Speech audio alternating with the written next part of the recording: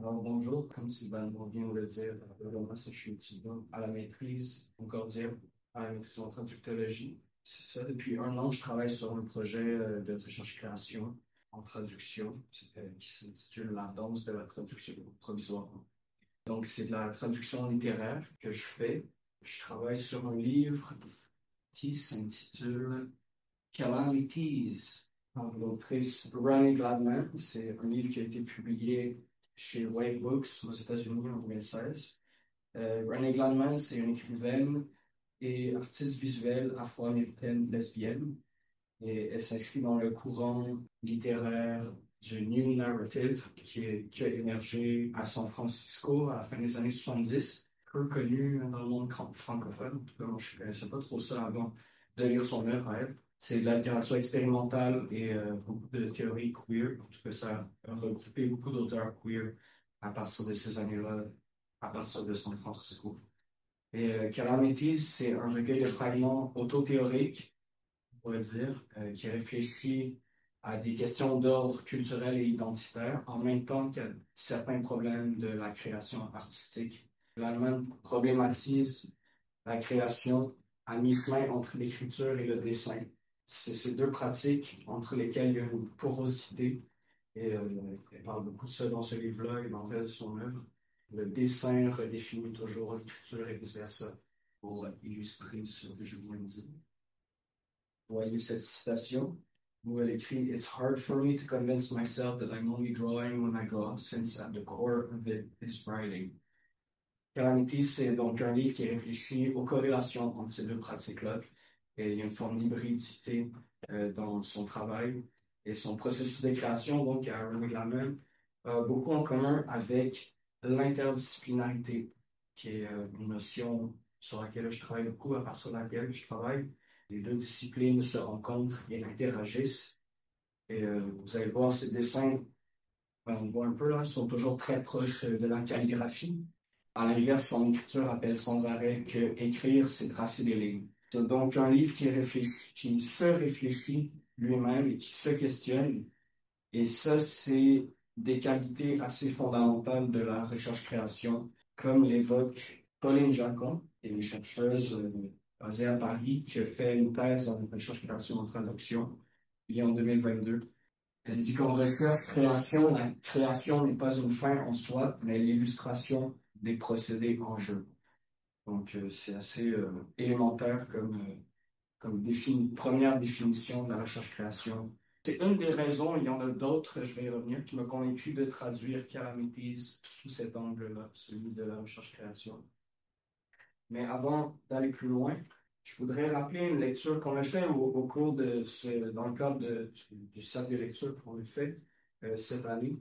On a lu un livre de Aaron Manning et Brian Massoumi qui s'appelle Penser en acte, qui a été traduit Thoughts in the Act, en fait.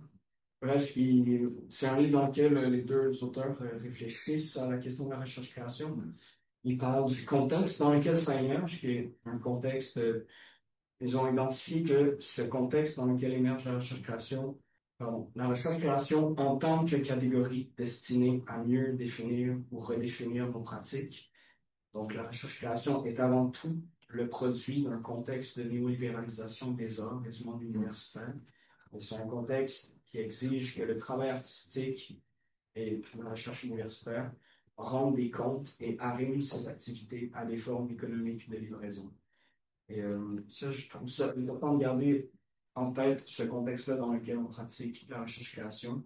Et j'ai senti que justement cette avenue avait un potentiel d'apporter de nouvelles réponses aux problèmes de la traduction littéraire, des problèmes d'ordre éthique, politique, poétique, sémantique. Et ces nouvelles réponses qu'apporte la recherche-création peuvent contribuer justement à résister à un ordre culturel et économique dominant, un ordre colonial, patriarcal, capitaliste. Comment la recherche-création peut apporter ce genre de réponse? C'est ce que je vais essayer de vous expliquer en commençant par dire que et souligner que la recherche-création, quand on fait la traduction, ben, ça commence par soulever beaucoup de questions. des questions du genre, qu'est-ce que traduire, en fait, c'est fondamental, et qu'est-ce qui est en jeu dans mon projet, en écho à ce que Pauline Jacon dit, comment illustrer les procédés en jeu dans ce projet. Donc, c'est en me posant des questions comme ça que j'ai cherché à définir clairement les limites d'une méthodologie pour comprendre en quoi consiste la recherche-création en tant que méthode. Et pour moi, établir des balises méthodologiques, c'était ce qui allait préserver un lien tangible entre l'œuvre de départ et l'œuvre obtenue au bout du processus. Et ce lien, cette relation entre l'œuvre de départ et l'œuvre traduite, il me semble que c'est important de mettre ça en évidence dans le cadre de toute opération de traduction qui se veut ou se voudrait éthique. Ça, c'est fondamental. La traduction existe, voilà, donc en rapport avec une œuvre de départ. Traduire, c'est donc dialoguer au sens où Michael Bakhtin définit ce terme, le dialogue. Donc pour Bakhtin, le dialogue est issu, et je cite, d'une conscience de soi tournée vers l'extérieur, d'une orientation vivante vers soi et les autres. Bakhtin, lorsque le dialogue s'arrête, tout s'arrête. Donc, sans cette interrelation entre soi et l'autre, il n'y a rien, ou du moins, il n'y a pas de traduction. La nature dialogique de la traduction me fait prendre conscience qu'un dialogue pouvait être engagé, pas seulement avec l'œuvre de départ, mais justement avec d'autres pratiques aussi, avec d'autres disciplines, dans une optique d'interdisciplinarité. Et c'est donc autant dans le souci dialogique au sens de Bakhtin que pour faire écho à la pratique hybride de Glanman que j'ai choisi d'adopter une démarche interdisciplinaire et d'en faire le principe d'une méthodologie de recherche-création en traduction. Cette méthodologie sera au croisement de deux pratiques artistiques, c'est-à-dire la danse et la traduction. Donc, un dialogue, une rencontre entre deux disciplines, qu'est-ce que ça veut dire? Pour Gilles Deleuze, et je cite, la rencontre de deux disciplines ne se fait pas lorsque l'une se met à réfléchir sur l'autre, mais lorsque l'une s'aperçoit qu'elle doit résoudre pour son propre compte et avec ses moyens propres un problème semblable à celui qui se pose dans une autre discipline. Glanman aussi donne des bonnes pistes pour réfléchir à cette question. Par exemple, lorsqu'elle dit I'm drawing so as to write but to stay silent. Et encore, ça c'est tiré de son dernier livre publié en 2024, My Lesbian Novel. Et le livre sur lequel je travaille dit a writing so as not to write, so to find the limit, the last line, beyond which the body is free to roam outside once more. Je vais y revenir plus loin. Donc, nécessairement, la traduction interdisciplinaire veut aussi dire traduction intersémiotique. Ça, c'est un terme important à introduire dans le cadre de notre projet, au sens où le système de signes verbaux du livre à traduire, le texte, peut, à partir d'un intersémiotique, peut être considéré sur le même plan qu'un système de signes non verbaux comme la gestualité et la corporalité de la danse. La traduction intersémiotique révèle tout un champ de possibles et ça m'en a considéré brièvement la question des langues des signes, qui sont des langues non pas verbales, mais visuo-gestuelles. Et là, je fais une brève incursion dans ce domaine-là. Je ne vais pas trop m'attarder. Mais il y a deux chercheuses, Annie Riesler et Penelope Hoevenagel, qui ont étudié la question de la traduction de poésie signée. Dans leur article publié en 2020 qui s'intitule Traduire la poésie signée, elles écrivent que les signes gestuels, et je cite, prennent la forme d'une trace complexe dans l'espace et constituent un matériau linguistique digne d'être problématisé sous l'angle de la traductologie. Je n'aurais pas la prétention de traduire Calamities vers la langue des signes, évidemment, parce que c'est pas de mon ressort de faire ça. Mais ce que je retiens de cet article vraiment intéressant par ailleurs, c'est que leur réflexion sur la traduction au contact de la gestualité, ça contribue à rappeler et à rendre visible la présence du corps dans tout processus de traduction. Que ce soit, quel que soit le système de signes à partir duquel ou vers lequel on traduit, que ce soit l'écriture, le geste, l'image, la musique, etc. Il y a toujours un corps quelque part, un corps qui traduit, un corps qui travaille et qui est porteur de sens. Et puis, quand j'ai écrit ça, Je me suis dit, ben, coudonc, DeepL, est-tu un corps? Mais je serais pas DeepL. DeepL traduit, est-tu un corps? Le lexicon des balles. On a le temps une pratique de recherche-création pour traduire Calamity de façon interdisciplinaire. Mon projet, donc, tend vers une nouvelle finalité. Et c'est à ça que je faisais référence au début quand je parlais des nouvelles réponses que la recherche-création a le potentiel d'apporter. Le but final, donc, de ma traduction n'est pas de produire un texte français imprimé dans un livre, mais plutôt d'élaborer un contexte, donc plutôt contexte, un contexte intersémiotique où, en plus du français et de l'anglais, d'autres langages vont pouvoir apparaître, d'autres matérialités langagières. Par exemple, les gestes des corps, les spécificités culturelles propres à chaque corps, les histoires et les dynamiques de pouvoir inscrites dans ceux-ci. Bref, tout ce que je viens d'énumérer, je considère ça comme des indices épistémologiques dont la traduction ne tient généralement pas compte si elle affirme qu'elle traduit seulement un texte. Mais traduire, ça se limite jamais à la langue. Et Susan Bassett et Harish Trivedi, dans ce recueil d'essais qu'ils ont dirigé qui s'appelle Post-Colonial Translation, soulignent la base de ce principe-là en disant, et je cite, The basic premise is that the act of translation always involves much more than language. Translations are always embedded in cultural and political systems and history. Donc, si vous m'avez suivi jusqu'ici, mon but, c'est un peu de faire danser la traduction, ou traduire en dansant. Mais pour que traduire puisse danser, il faut faire du corps un texte. Il faut que le corps soit reconnu comme cet élément épistémologique, comme cette matérialité langagière que j'évoquais il y a quelques instants. C'est essentiel à la lecture d'un texte et à sa traduction, à mon avis. Mon corps est un texte, le corps de l'autre en est un aussi. C'est en lisant ces indices épistémologiques, donc, que j'apprends quelque chose qui me permet de lire et de traduire Calamities en soulignant les différences culturelles en jeu. Plutôt que de faire violence à l'œuvre, pour reprendre les termes chers à Tiffaine Samoyo dans son essai Traduction et violence, où elle dit que souvent on nie totalement les conflits inhérents à tout processus de traduction. On leur fait violence aux œuvres en ce sens. Donc, cette incorporation du corps au texte et du texte au corps, c'est le signe d'une pratique qui ne se concentre plus uniquement sur l'écriture de la traduction, mais aussi sur la performance de la traduction. Et pourquoi performance? Là, j'introduis un nouveau terme qui est aussi important à mes yeux. Et c'est surtout à partir du champ des performance studies que je pense ce terme, parce qu'elles permettent de penser et de théoriser donc un projet interdisciplinaire comme celui dont je vous parle. Et il y a une chercheuse qui s'appelle Daphne Brooks aux États-Unis qui définit les performance studies comme suit. To me, performance studies is a discipline that enables you to radically contextualize how we think about the production of culture.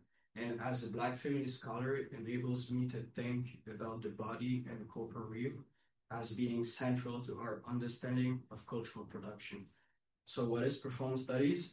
It's thinking about embodiment as somehow enriching our understanding of text. Donc, it's thinking about embodiment as somehow enriching our understanding of text. Je trouve cette phrase très importante, très inspirante. Elle nous rappelle, nous fait réaliser que le corps a un rôle à jouer quand vient le temps de lire un texte, de comprendre un texte et donc de traduire un texte pour aussi remplacer le texte par contexte culturel. Donc, je suis en train d'imaginer une chorégraphie de traduction. Et je veux la penser en tant que performance, et grâce aux théories des performance studies, parce que la performance, c'est une posture épistémologique indispensable pour donner une forme radicalement postcoloniale à un projet comme celui-là. Dans le sens où la performance suscite une réflexion sur le projet de traduction lui-même et sur les enjeux coloniaux qu'il traverse. C'est une sorte de méthodologie autothéorique ou auto-ethnographique. Le but, c'est de porter un regard critique sur la position que j'occupe moi-même comme traducteur au sein d'un contexte socio-culturel spécifique et au sein d'une tradition épistémologique majoritairement blanche, colonialiste, patriarcale et hétéronormative. université. Pour faire écho à ça, je pense à Homi Bhabha, qui affirmait que précisément la traduction culturelle relève de l'action, du mouvement performatif et non de l'achèvement immuable et fixe. Dans son livre Les lieux de la culture, il écrit, et je cite, la traduction est la nature performative de la communication culturelle. C'est du langage in actu, en parenthèse, énonciation, positionnalité, plutôt que du langage in situ, en parenthèse, énoncé ou propositionnalité. J'ai trouvé cette citation fort inspirante aussi pour éclairer ce que j'essaie de faire. Donc, la traduction, c'est la nature performative de la communication culturelle, du langage en action, non du langage en situation. Une énonciation plutôt qu'un énoncé. De ce point de vue-là, tout comme la danse, la traduction, c'est du langage en action, toujours en cours d'énonciation. Et à l'inverse, elle n'est jamais fixée. Donc, dans cette optique-là, que le corps dansant, là, je vous expose la suite de ma méthodologie dans le cadre de mon projet, en fait. C'est-à-dire que je vais essayer de faire se rencontrer le corps dansant et le corps traduisant. Donc, en organisant des séances exploratoires, expérimentales de co-traduction avec des collègues danseurs, danseuses. Le but, ça va être d'approfondir le sens de calamities en impliquant le corps dans le processus et d'imaginer la forme adéquate pour transmettre le ou l'essence de ce livre. Donc, une forme performative qui rende visible la relation entre le texte et le corps et qui, de la même façon, soit capable d'exprimer la relation entre les enjeux politiques, historiques et culturels de la traduction. Et tout ça, c'est très hypothétique.